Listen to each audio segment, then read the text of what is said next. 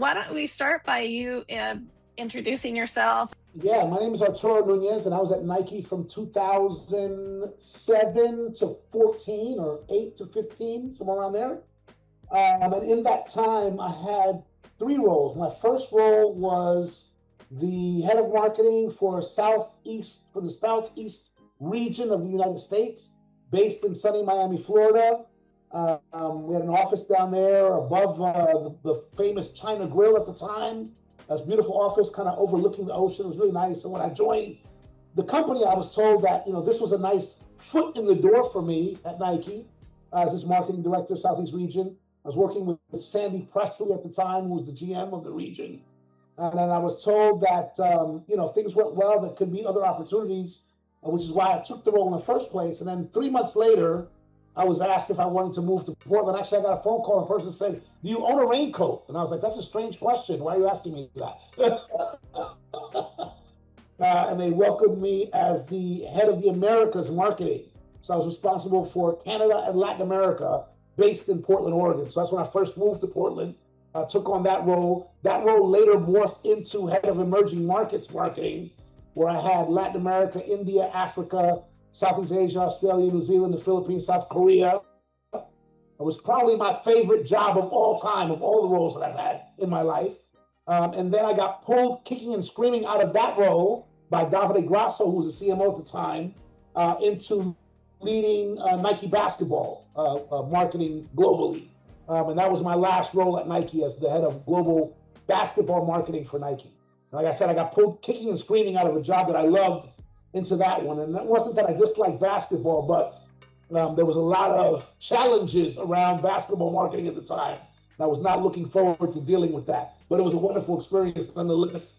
And I got to tell stories about LeBron James and Kobe Bryant, Kevin Durant, LeBron James, Kobe Bryant, Kevin Durant, Kyrie Irving, and Paul George for the better part of 4 and change years. So it was a lot of fun. Wow. Incredible jobs. Okay, I have so many questions already that I want to ask you. Why was it your most favorite job of all time? My favorite job, Jenna, because I realized then, and even more so now, that my big passion lies in culture. My big passion lies in pulling together diverse teams and dealing with people across culture and understanding culture and immersing my brand and my work in culture. And so I got to do that in so many different parts of the world through that emerging markets job, whether it was, one day working on the Brazilian national soccer team, the next day working on Indian cricket, working on Manny Pacquiao in the Philippines, working on Yoona Kim, the famous figure skater from South Korea. I got to work across so many countries, so many cultures, with one of the most diverse teams I've ever worked with in my life. John, I made it a point to hire people from all of my marketplaces into my corporate team in Portland, Oregon. So I literally on my team had Mexicans, Brazilians, South Africans, Indians, Malaysians, Thai people on my team, Filipinos on my team, Koreans on my team. It was an unbelievable group of people that I put together to work on this unbelievable region. And that's the stuff that really excites me, fills me up, and satisfies me, is working on culture. So I got to do that. That's why it was my favorite job. I love that. I love that. That was one of my favorite things too, is just to be able to see the world around the table every single day. And so many points of view, thoughts, perspectives, ideologies. I think that's what makes great work, right? Is different spheres of thinking coming together around one goal and one objective. It was amazing, really amazing. Thank you for articulating that so well, because I hear it in various ways from a lot of different people. So second question around that, and I'm sure I'll come back to it, and I'm totally off script now. That didn't take long. What was it like to move to Portland, Oregon? I'm originally born and raised in Harlem, New York. And I've lived in Miami. This is my 4th time living in Miami, and this time for about 13 or 14 years. So Miami's kind of a second home. But yeah, Portland, I was completely out of my depth. Pacific West, I had no context whatsoever for that. Like I said, one day I'm sitting in my Nike job in my beautiful office overlooking South Beach, on South Beach in Miami. And then I get this call and I uproot myself to Portland, Oregon. That was culture shock for me. That was crazy. It was, I thought Portland was really beautiful. Almost bucolic is probably the better word as a setting for me. As a city kid going to Portland for the first time, I thought the Nike campus was mind-blowingly gorgeous. You know, since then I've worked at Apple, so I've seen other gorgeous places, but that for me was like the first time I worked on a campus. So that was really beautiful. And it was, you know, I told people that asked me, it was like being on the nicest college campus you've ever been on.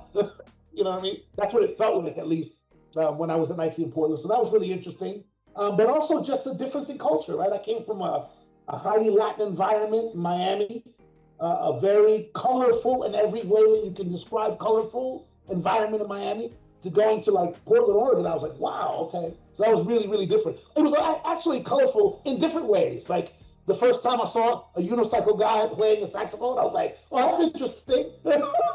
Or the naked bike ride, I was like, oh, wow, what's happening right now? So that was a colorful environment, colorful in a different way. But it was my first experience in the Pacific Northwest, and even being on the West Coast. I've been to, you know, LA a million times, but I've never really lived out there. So it was my first time being on the West Coast. That was a little bit of a culture shock too. But I tried, you know, first of all, I think Portland was a nice place to live.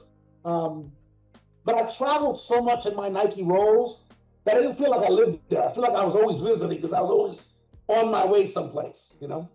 How did you adjust to that? I know that you were traveling a lot, but Yeah. and I think a lot of people who, I remember back in 1990, we couldn't get people to move to Beaverton, Oregon. There people are like from LA, New York, Miami, like you, and like, what's there for me, you know? And where's the culture? And I like to think that we kind of, you know, Nike helped to create a culture, and kind of build on the culture, not only in Beaverton, but in Portland in general. What do you think about that? Yeah, I think that, you know, if you ask me how I navigated that, is I found my tribe. You know, that's the good news. The bad news is oftentimes my tribe was composed of Nike people. So then it felt like work 24/7 because all we talked about was Nike. So I found my tribe of Denzians from all over the world who were experiencing Portland, Oregon as well. And that became the universe that I traveled in. And again, that was the good part.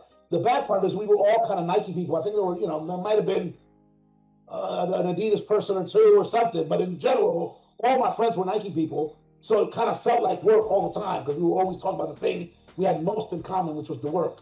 But I enjoyed Portland. I enjoyed, you know, the foodiness of it. I enjoyed the nature part of Portland. I even, as a matter of fact, DJ'd on a radio station in Portland. So on the weekends, I would DJ at a radio station called House of Sound on the east side of Portland. So that took up some of my time, and I'm obsessed with music. We'll talk about that more in this conversation. So that was a way, an outlet for me to share my music with the world and do that. So I made the best of it. And again, I made the best of it, and I lived on airplanes. And I bought Yeah. one of those little. You ever seen the show Weeds? You ever seen the show Weeds? Yes. Yeah. I lived in Forest Heights, so I lived in Weeds. You know what I mean? Little houses on the hillside. Wow. Nice. That was an interesting community too. So I'm going to get right into it. What was your most memorable or significant projects that you worked on or led? And you alluded to it just a moment ago in terms of some of the projects you worked on, the projects that you worked on or led at Nike. So blessed to have just an embarrassment of great work to have worked on. I'm going to give you, I can't do one. There's no way to do one. So I'm going to give you a few that I worked on that I'm really love it. That to this day I still talk about.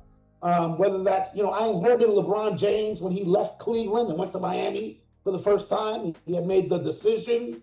And it was actually kind of funny because I worked so much on LeBron's business. I was like, wait, I just left Miami. Shouldn't I be doing this in Miami? Right? So working on LeBron, on actually changing the perceptions of LeBron after he left Cleveland and moved to Miami was a Herculean task that my team worked on from the basketball side. That was a really huge project for us. And I think we did a great job, and we had help from an ex-Nike guy that had gone to Samsung, so he was also storytelling about, stories bigger than the basketball player. So I think that was really interesting to work on. I remember a campaign we did called Training Day, where LeBron gets to Miami. He's kind of meeting the people of Miami, and he's, swimming in the ocean with the people and training with them, and he's in the parks and playing with the kids. We did that campaign. Super excited about how that turned out and how that helped to turn around the perception of LeBron. So that's one that's really memorable to me. I worked with and became really good friends with Kobe Bryant. Rest in peace. Countless things that I worked on with Kobe, and he taught me so much as a human being and as someone who was really a taskmaster. I remember meeting Jen. I was sitting with Kobe, and we were presenting some product to him. It wasn't really even my job, but I built a relationship with him. So I went with the product people. We sat in a room. We're presenting stuff, and we had these shorts that were going to be part of the new Kobe line, and they had two primary qualities. They need to be really light, and they need to have moisture wicking, so the athlete could dry their hands on their shorts. Really important to have dry hands when you're playing basketball at the highest level. And we said to Kobe, all right, well, so we have two pairs of shorts for the line. These are the moisture wicking ones. They're the best moisture wicking we've ever developed. And these are the lightest ones. They don't have the moisture wicking, but they're the lightest ones. Which one is more important for you, and which one would you like to proceed with? And his response, I'll never forget to this day, he was like, both. And I was like, no, Kobe, you're not understanding. He said, there's two pairs of shorts, right? And he said, no, that's not my problem. That's your problem. If it's going to have my brand name on it, it's going to have both. And we went back to the drawing board. We made that happen. And that's just an example of how Kobe's mind worked, And it reminds me, I later worked for Apple, and I hear this. I never worked with Steve Jobs before. He was gone at the time. But I hear the story about how exacting Steve Jobs was. That's the same kind of discipline that Kobe brought to his stuff. It was always about perfection, the pursuit of excellence, the pursuit of greatness. He pushed us in that way. So that's something really memorable to me, is working with him, with that amazing athlete, and getting to tell his story too was also really powerful. And then if I get out of basketball for a second, I go back to the emerging markets business. At one point, we did a campaign in India called Bleed Blue, which was Nike's foray into cricket. We were sponsoring the India national cricket team. We did a campaign called Bleed Blue, and Bleed Blue came from my team, where we thought about the idea of bringing this idea of fandom. So real quick, let me backpedal a second. Jana, a lot of people on my team had never tailgated before in their lives, ever. They didn't know what it was. So all these people to the University of Oregon game, and we tailgated in the parking lot at Oregon. But we tailgated primo, luxuriously. We had a full U-shaped leather couch in the parking lot. We had a TV screen. We had a DJ. We had a chef cooking on the grill for us while we tailgated. And these people, their minds were blown, not only what we were doing, but like, to see tailgating live. Then we actually went to the game and all that. But they were like, we don't have this experience in our countries of how you guys are doing this tailgate thing. So we thought, what if we could bring the power of fandom, the way we do it in college sports, the way we do it in football, American football, to cricket? And I had a guy on my team named Vic Singh, who happened to be of Indian parentage. And we actually, Jock Hidalgo was the CMO at the time. Me and Jock were talking one day. We were talking about the cricket game. We were talking about all the money we put into Indian cricket. We needed a return on that money. And I said, Jock, we're getting work from the team in India, but the work's not very good. And he said, well, what are we doing about it? I said, well, I'm thinking maybe I send Vic, who, by the way, went to University of Georgia. So he knew fandom, right? He knew tailgate. He knew that energy. I said, I'm thinking about maybe we send Vic to India for a minute so he can help the team there figure it out and get it right. And Jock agreed. He said, cool, let's do it, whatever. And, Vic knew that I was going into Jock to talk about this. And about 3 or 4 hours later, Jock runs into Vic in the hallway. And he goes, you're still here? And Vic was like, get on the plane, go now. Vic went to India, worked with the amazing team that we had there, Sanjay and Boo and those guys. They did an incredible job bringing this idea called Bleed Blue to life. And we brought a little slice of the epic, crazy fandom of American sports to Indian cricket. And to this day, people still talk to me about that campaign. I was sitting on a flight a decade later, 12 years later, talking to a young Indian man. He was sitting next to me. His parents were in the 2 seats next to him. I don't remember where I was flying. I think I was flying to London. And I mentioned Nike, and he mentioned Bleed Blue, and I was like, that was my team. He was like, no way. I'm like, yeah, that was my team. Me and my team did that campaign. He told his parents, hey, this guy's a Bleed Blue. That's so amazing to have those kind of experience a decade later of how impactful that campaign was. And by the way, winning never hurts, right? And I think Tiger Woods got in a lot of trouble for saying that at one point, but they also won the Cricket World Cup that year. So it was a confluence of things that made that campaign massive. And I was actually with a huge team of Nike folks in India, in Mumbai, when they won the Cricket World Cup. So it's crazy to see that come together and come to fruition. And I'll never forget that day, Jana, because there were probably, 10 Nike executives. So you imagine it was like 5 or 6 cars, whatever, 4 cars, 10 Nike executives, whatever. When the game finished, we had to walk 1.5 miles back to the hotel because there was no driving anywhere, because there were millions of people in the street going crazy because India had just won the Cricket World Cup. It's an amazing experience, But that's something I'm very, very proud of. And then one of the other, I'll close on one more. I could do this all day. I'll close on one more. Probably might be my favorite Nike ad of all the ones that I worked on, which was the South Korea team. There was a woman named Yoona Kim. She's a figure skater, and she was going to participate in the Vancouver Olympics. And all of the word in the sports journals in Korea was that Yoona, who was like, I don't know, I think she might have been 21 at the time or something, was too old. That she needed to give it up, and she needed to let someone else represent Korea at Vancouver Games. And that didn't happen. She had the results to be able to go. So she was the person going, one of the people going for that figure skating team. And we told the story. We did an ad where we had all the comments from the naysayers written on ice. And she was skating in her practice, Korea, erasing them with her blades. And it closes with her spinning. And the only thing left on the ice is just do it. And Yoona Kim went to Vancouver. She went to Vancouver. Jana, I don't know nothing about figure skating. It's not my sport. But her performance for the gold in Vancouver, you can look this up, was so insane that in a sport that you win by fractions of decibels, she won by like 23-20, which is impossible. Like no one can do that. The level at which she destroyed the competition was insane. So it's another example for me of Nike making a bet on an athlete, telling a story about an athlete, and the athlete paying that off by having the most stellar performance ever in the history of gold medal figure skating. So I was super proud of the team, super proud of Yoona Kim, super emotional when I watched that campaign because she really delivered on the quit the naysayers and just do it. Wow. I don't think I've seen, I'm going to have to go back and watch that campaign because there were so many, to keep track of when people go, oh, what are you working on? And or what it was, we were producing so much that even internally we couldn't keep track of, kind of what was going on. But you've given so many great examples of, across the world of how the impact that, a team,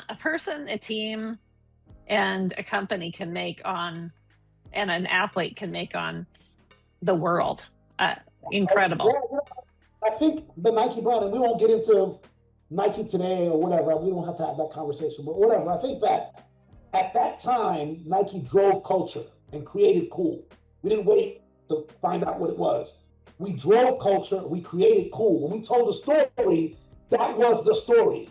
We were creating cool. We were creating amazing experiences. We were doing world-class storytelling, and that changed everything. And that's what made people really fall in love with this brand. Jan, I do a talk. I do a lot of public speaking. I do a talk called Brand Love. And it's literally how the greatest brands in the world create emotional connection with consumers. Nike was world-class, top of the heap at doing that. And we did that all over the world. Whether, I think of another example you just talk right now. I remember Find Your Greatness and how that campaign, which was a global campaign, manifested itself all over the world in relevant ways for local consumers. Incredible. I remember the other soccer campaign, the one that had Rooney in the main ad. I'm gonna forget the name. Was it Find Your Greatness? One was I'm gonna forget the name, but I remember that when that campaign hit, the global campaign hit, I was like, this is amazing. And it had all kinds of superstars, Cristiano Ronaldo, Wayne Rooney, a bunch of people. But I was working in Latin America at the time, and I was like, damn, I need a Brazilian version. And I don't know if it was Jock or David, it was like, make the Brazilian version. So I made a version using a guy named Robinho in Brazil. The same exact ad that Nike had as a global ad. I did a takedown Brazilian version using the guy who was about to be a superstar, Robinho. And that was an example of Nike being great at what I call local. Is it global? Yes. But is it local? Absolutely. We told stories at both ends of the spectrum. I think it made all the difference in making people feel emotionally connected to the brand. I love that. So how did that, as a leader of your team, how did you bring people together to align on kind of a singular mission? Yeah, I think, I'm going to go back to the maxims, right? Listen to the voice of the athlete. And I think the only thing second to listening to the voice of the athlete was listen to the voice of the consumer. And if you could do both of those really well, you had something that would stick with people. You can't go wrong if you give the customer what they want. And you can't go wrong if you listen to the voice of the athlete. And I think we did those things very, very well. So it wasn't hard to sell. We had our ear to the ground with the consumer, and we had the voice of the athlete in our head, so we could deliver greatness to both the consumer and the athlete with an authentic point of view that resonated with people. When we did the LeBron campaign in Miami, like we sat down and talked to LeBron. We not only, I remember doing the work. I did a TEDx talk about this at one point. We did a word cloud we did 2 word clouds. One about what basketball playing kids were saying about the greatest player in the game, and one about what LeBron's friends and family were saying about LeBron. And those 2 things didn't match. It was crazy that we were like, wait a minute. You ask any kid in the street who the best basketball player at the time was, they tell you LeBron James. You ask the same kids who their favorite basketball player was, and nobody said LeBron James. So we're like, but there's clearly a disconnect between the best player and who your favorite player is. We have to introduce people to the real LeBron James, the one his friends and family talk about, that word cloud. And so we did campaigns and creative executions to tell the story of who this guy really is, right? Underneath the statistics and the scores and all the publicity. And so that way we brought people along for the ride. Get to know the real man. By the way, we were inspired by so many things. I remember working with, Ray Butts was my head of design in basketball at the time, was an amazing designer. And we got inspired. I remember Ray and I sat down and we watched for days on end, film of Muhammad Ali. We were like, how do we turn LeBron James into the people's champion? This is what the people's champion looks like. There's already a model. It's already been done. Look what this guy did in Zaire. Look what he did in the Rumble in the Jungle, the Thriller in Manila. How do we turn LeBron James into the people's champion? And that's the kind of stuff that motivated and inspired us to make great work about LeBron. So I think it all starts with the voice of the athlete, the voice of the consumer, and an authentic story to tell. We did that really well. Yeah, agreed. As far as the teams go, I've heard this so many times over the last 6 years about how people loved, our teammates loved working with people from different geographies and regions, and they learn so much about the culture and but I'm going to just dive a little bit deeper into when you I think a lot of times we were doing stuff that had never been done before. And so how do you convince, how do you, and I'm saying this because I think it's a need. There's this, with Greg Hoffman and we were talking about his new book of creativity, culture of creativity, and taking risks. So Yep. how did you, I think it was rare, and I'm getting to the question here. I'm crafting the question and on the fly, but it's something around taking risks, and how can you do that? And how do you cleverly or authentically hold hands to do that together and take a big risk together. You said something very interesting. I want to talk about my book too before we're done. I have a book coming out October 6th. But, perfect. You said something really interesting. So when you do something you've never done before, I'll never forget. I had a conversation with a big wave surfer from Brazil named Pedro Scooby, who was part of the Nike family and was sponsored by Nike at the time. And we were in Brazil. And I said, what does Nike mean to you? And he said, Nike is that voice in my head when I'm about to do something that I've never done before on my surfboard. And I said, what does that voice say? And he's like, just do it. And I was like, there's no sweeter words for a marketer, right? What does that voice say? It says, just do it. I've been in a lot of companies, Jeff, and you know my background, I've been in a lot of companies. The idea that Nike had a mission to bring inspiration, innovation to every athlete in the world, asterisk on athlete, if you have a body, you're an athlete, right? By the way, I couldn't tell you, I've been at, 7, 8 companies, I couldn't tell you their mission statement. Only Apple and this one, those are the only 2 that I know, okay? But one of the things that brought people together to do the best work of their lives is that Nike believed in inspiring its employees. And therefore, its employees were inspired to inspire the customer and the athlete with their work. I'll give you an example of this. Jana, one good morning at Nike, on the berm, as they say, at 8:30 in the morning, I put Kobe Bryant in the guard gate, in the on-campus guard gate, with a security hat and a security jacket. So that morning, there were Nike employees who rolled up to that guard gate to show their ID, and the person asking for their ID was Kobe Bryant. Those employees will never forget that experience. Never. It was simple. It took an hour of our time that we were on campus.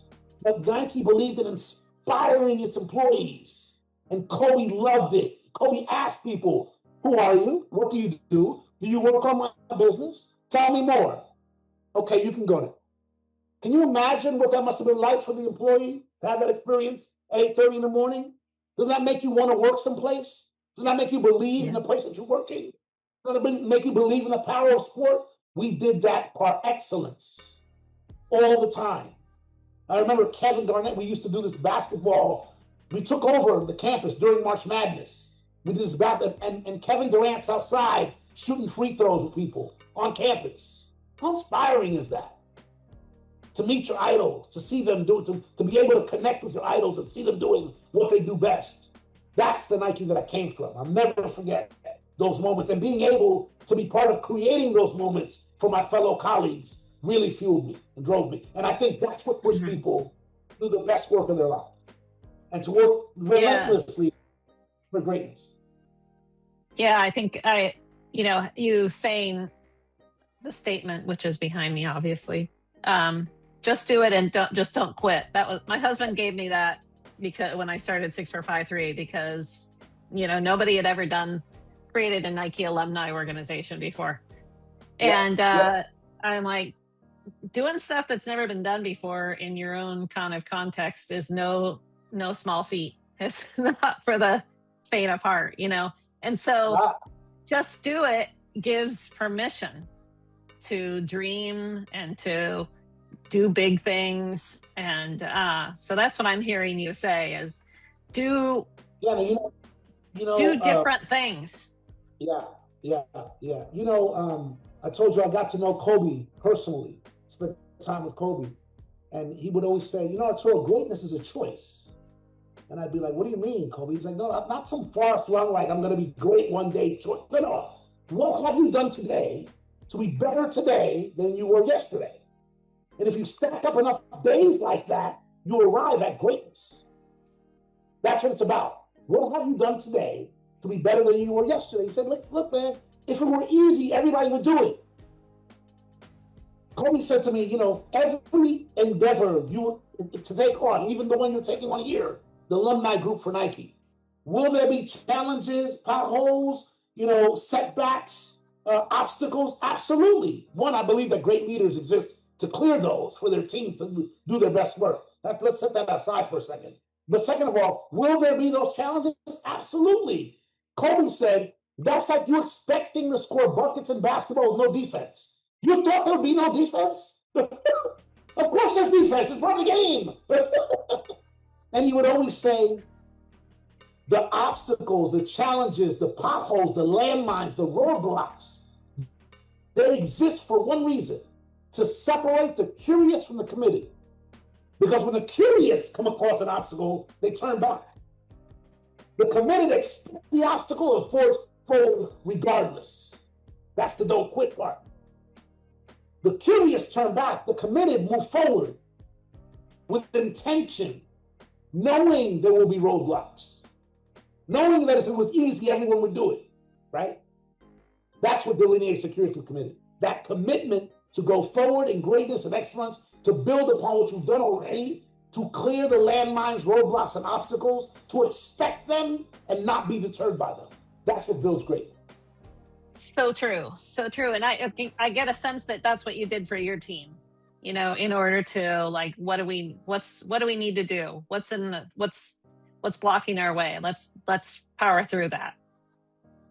That was my number one job, Jana. That was my number one job. As a leader, that's your number one job. How can you pave the way for your team to do the best work they've ever done and feel the satisfaction and reward of doing that work?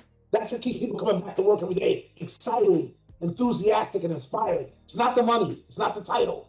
That's what keeps people inspired. How can you get people to do their best work, clear the path for them to do it? Take the lumps. I'm supposed to take the lumps for my team. It's never my team's fault. It's my fault, right? I'm supposed to take the lumps for my team so they can get out there and do the best work they've ever done before. That's the job.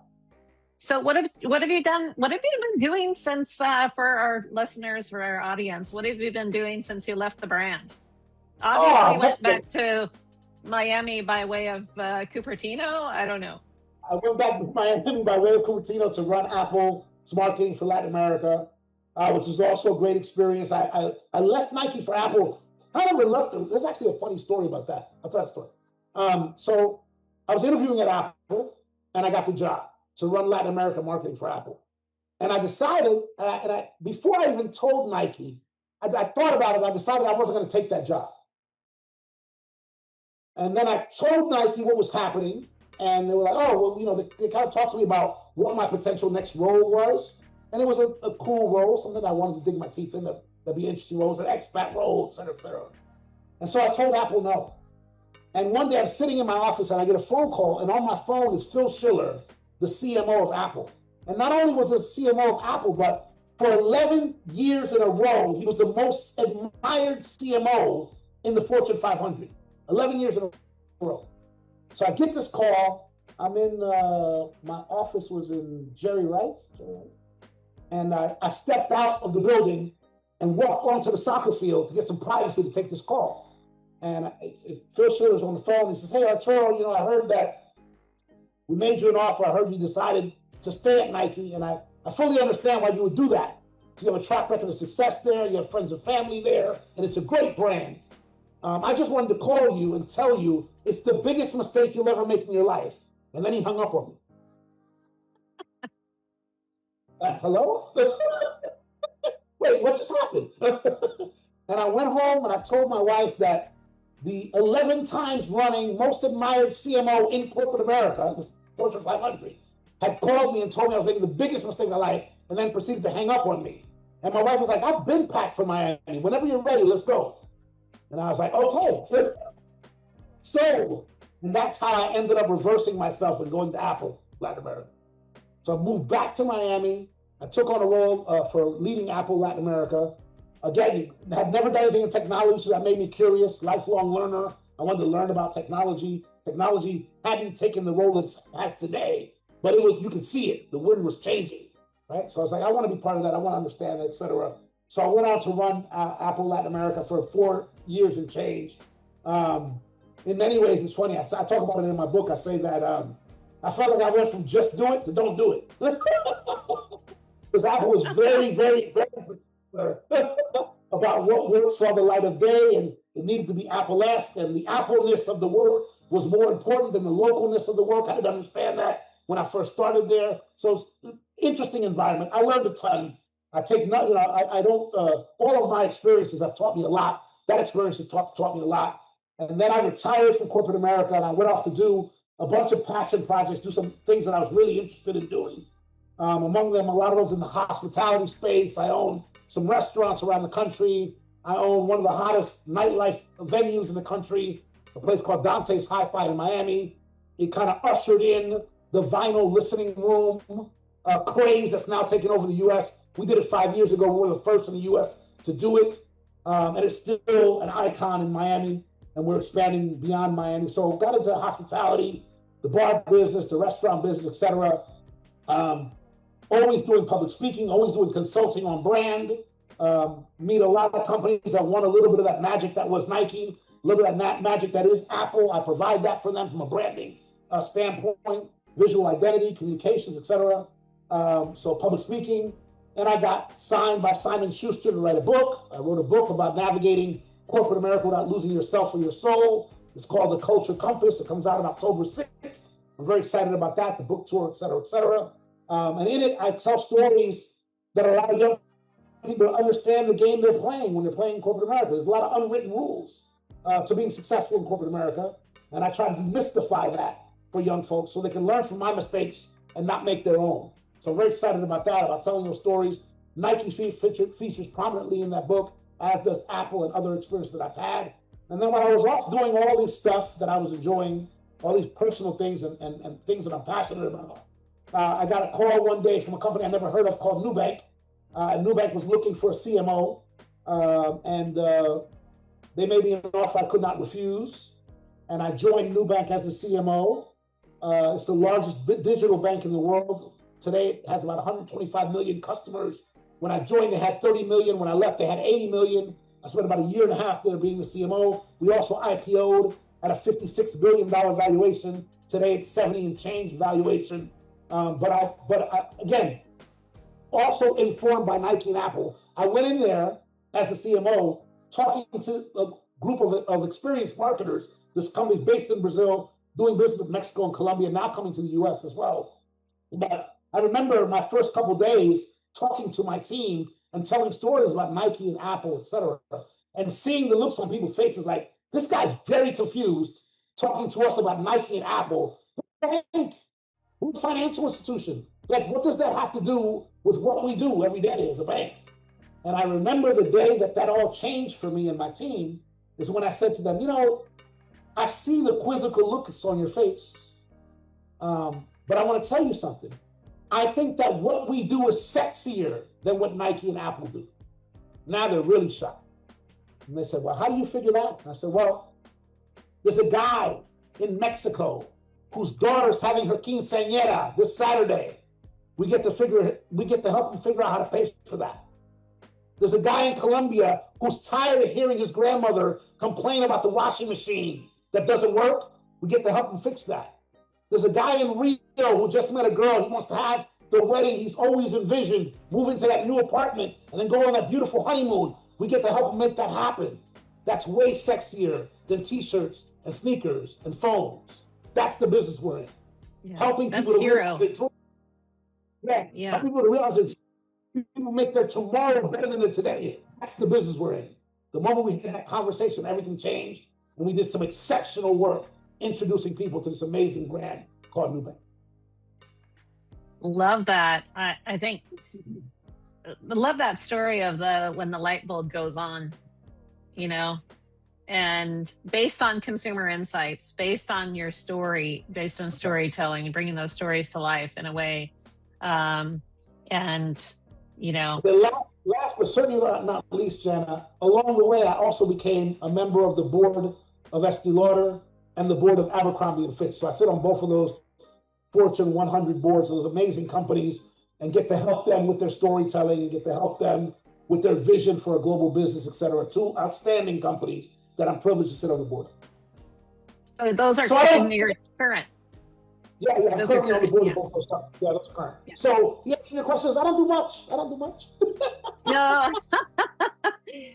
I love it because, you're the, maybe on the others, not the quintessential Nike alumni, but like on the gearing towards the not overachiever, but the achiever side. Because even people that will actually say to me, yeah, I'm not really, I'm retired, I'm not doing anything. I go, oh, okay, I'm having a hard time believing that. But tell me what else oh, well, yeah, I'm sitting on the board of this, I'm shaping this, and I'm, and to me, it's communicating this, and the storytelling that I've been talking with Nike about is it's the multiplier, it's the butterfly effect that people like you are having on the world once they leave Nike, and the sum of your experience that can inform inform the future. Remember when we did the whole multiplier versus diminisher? Remember that? Yes. For that? Yeah. Yeah. We keep multiply the blessings. I'm in a phase of my life where my legacy needs to be about multiplying the blessings, paying forward and paying back all those blessings that I got, all that learning, all that education that I got working across amazing brands, telling great stories and working with amazing people, right? And so that's what I look forward to the most now. That's why this book is near and dear to me, is being able to pay forward some of that learning that we got, in those amazing places we work. Yeah, incredible. So, all right, you mentioned your book, The Culture Compass. I can't wait for that one to come out and get a copy. I've added to my Nike alumni author collection. Signed copy coming. What else is in the pipeline for you? What's next for you? That you can see right now? Yeah, I think the expansion of this concept that I told you about in Miami, Dante's Hi-Fi, which is all about music, which I told you I'm very obsessed with the idea of music. I think that's something that is really important to me, and I think that I'm excited about sharing what we built in Miami with other parts of the world. We're working on LA right now. We're working on Ibiza and Madrid. We're working on London and New York. I'm so excited about all those in different stages of development. I'm excited about that. I have a project in New York, in Brooklyn, called Millie's Neighborhood Bar and Restaurant, with a good friend of mine, the actor Anthony Ramos, big feature film actor in Hollywood. He's my partner in that restaurant. That's been a real huge success. I was just there a couple days ago with Anthony in the restaurant bar. We were thinking like, man, remember when this was just a vision? Remember when we thought we could build something like this? Now look at it activated and live. So that's really beautiful. There may be extensions on that coming, which I'm excited about. I'm really excited about this book. I think the book, I got a podcast coming and a newsletter related to the subject of the book, which at the end of the day is really about authenticity. How do you maintain your authenticity and still strive and succeed, right? In spaces where sometimes conformity is the norm, right? So that's a big project for me. That's a big legacy project for me. So I'm excited about that. And then who knows? I mean, is there another book? There might be another book. I love that. You're always learning. You've made so many different references about, continuously learning, but sharing and giving back. Tell me if you don't mind, just what you're seeing in the world in terms of culture, and I know that's a pretty broad question, but what are some things that you're seeing and where we can help? Yeah, I think one of the biggest trends that I'm feeling, because I think great marketers, visionary, it starts with curiosity, right? So I would be nowhere without my curiosity. But it also has a lot to do with intuition, right? And what I'm feeling right now is that we're heading towards an era. Some people who are cynics claim it's the truth-free world, right? Because you don't know what to believe anymore. But I think that part, not knowing what to believe anymore, because of all the enhanced things that you see in social and digital, etc., coupled with an epidemic of loneliness, an epidemic of isolation. Chad, I was in a meeting the other day. There were 160 professionals with me in a meeting in Mexico, and they asked the question, how many people here have kids? And 3 people raised their hand. Oh, wow. When I worked at PepsiCo many moons back, if you had said that at a meeting of 160 people, at least 60% of the room would have raised their hand. 3 people raised their hand out of 160 people. We're in an epidemic of isolation, an epidemic of loneliness, couple that with the technology, not being able to know what to believe, I think what we're headed to is IRL being really, really important, right? People getting face to face. Listen, Jenna, all of our tools for social interaction are being built by antisocial people. That is so true. Oh my gosh. Yeah. Yeah. Are being created by antisocial people. We're going to have a revolution of people who actually want to be social. People want community. People want connection. People want belonging. People want to feel connected to someone. That is going to be an epidemic. And I think that people are going to, and I know the tech people would say I'm crazy. I think once I cannot verify anything that I'm seeing online, that will become way less interesting to me. I have to see it to believe it. I have to see it. If you look up Dante's Hi-Fi, my bar lounge in Miami, on YouTube, I told you it's a very popular place in Miami. Look it up on YouTube. You won't find it. You won't find it. Because our philosophy has been you had to be there. Right. Yes. We record everything. We record everything. We record all the video. We do all the recordings. We don't publicize any of that. You had to be there. In order to understand this place, in order to enjoy it, you have to be part of it. Be in community with the people that come to this place. I told this story this morning. I was sitting outside my bar lounge with my hostess, and my doorman chatting, and two regulars walked up. And if you come to my lounge, there's a little courtyard outside right in front of it, and there's some speakers where you can kind of hear the music outside. Two regulars walked up. They proceeded to have a conversation with me. We talked for about 30, 40 minutes. And then they were like, all right, guys, got to get home. We're going to take off now. And we were like, wait, you're not going? No. I came for this. I don't need to go inside. I came for this. I came because I belong here. I came for the community. I came to connect with my people. That's what inclusion looks like. And by the way, our place in Miami is one of the few places in Miami, I know this is going to be hard to believe, where you'll find a cross-section of all the types of people that live in Miami at Dante's Hi-Fi. It's a cross-section of cultures. It's a cross-section of ethnicities. It's a cross-section of everything you can imagine. And many people that go to my place go, man, this doesn't feel like a Miami place at all. It feels like a New York bar, you know? And in many ways, that's the vibe, right? So I think that community, connection, culture are going to gain more and more importance in real life experiences. The experience economy is going to gain a lot more traction. You've heard it already. Oh, experiences over things. It's going to continue, experiences over things. And I think that people are going to navigate away from places where they can't find truth. And I think it's harder and harder to find truth in social media.